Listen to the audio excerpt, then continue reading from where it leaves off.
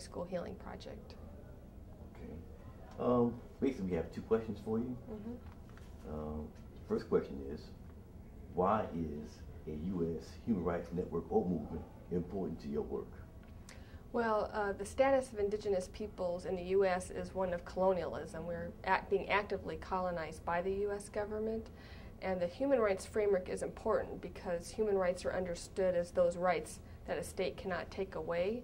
So therefore, a human rights framework is one that challenges state power.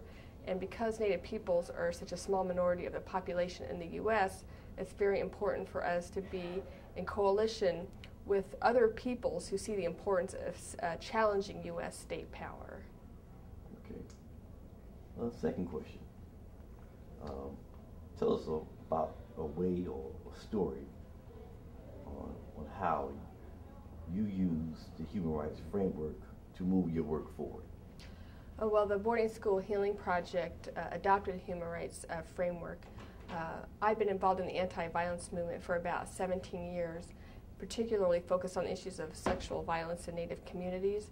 And there's been such an overwhelming silence around this issue in our communities where people just don't want to deal with it.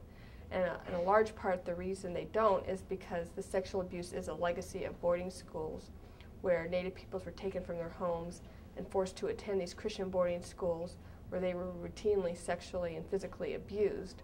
And then when they came back to their communities, they started to enact the same patterns of abuse that had been perpetrated against them. And they have so much individual shame around it that they don't want to talk about this issue.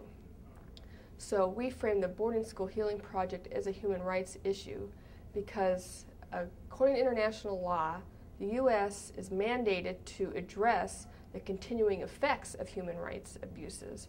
So not just the abuses they perpetrated, but the continuing effects that have resulted from these abuses.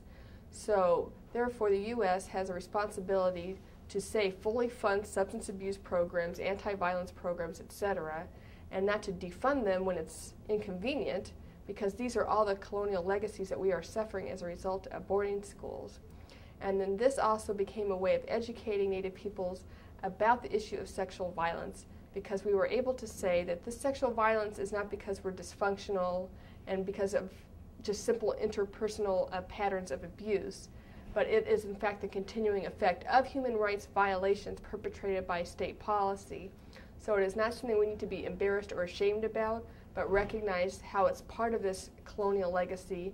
And if we actually want to decolonize, like we always say we want to do, then we need to put abuse front and center in part of our decolonization program. So